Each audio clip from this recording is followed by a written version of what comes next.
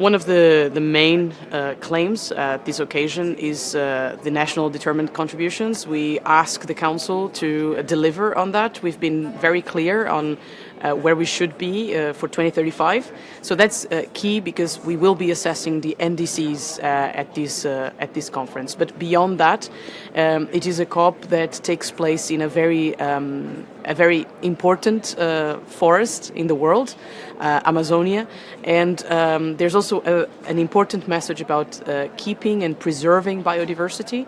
That's something that we also have been claiming over the past years, and obviously the importance of the finance, climate finance. We still have a lot to do, but together with implementation and deployment of know-how in regions of the world where it is more difficult and they are most vulnerable. So that's, in a nutshell, the main commitments, and obviously bringing accountable those countries that are very responsible for CO2, methane emissions, that don't still take the necessary responsibility from a financial perspective. And I'm referring to countries like China, most important, China and India.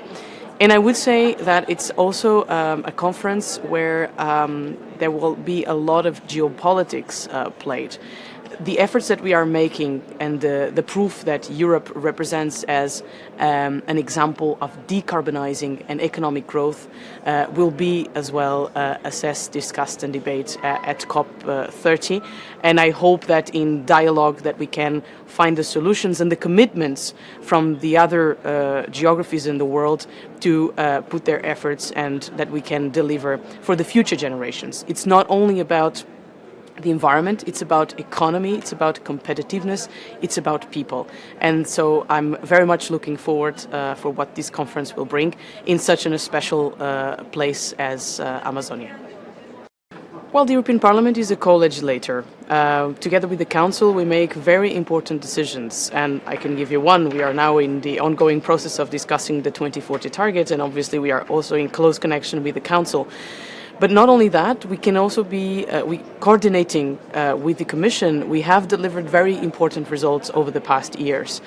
We meet with a lot of delegations coming from everywhere in the world, different national parliaments, and that knowledge that we get from these meetings, from these interactions, we can coordinate with the Commission and fine-tune what can be the European position. So that's what we do there. We listen and we coordinate with the negotiators, in this case, the European Commission. We move to the next item in the agenda, the motion for a resolution tabled by the ENVI Committee on the United Nations Climate Change Conference 2025 in Belém, Brazil, the COP30. And we vote the resolution as a whole. In favor? Against? Abstentions? Adopted. We move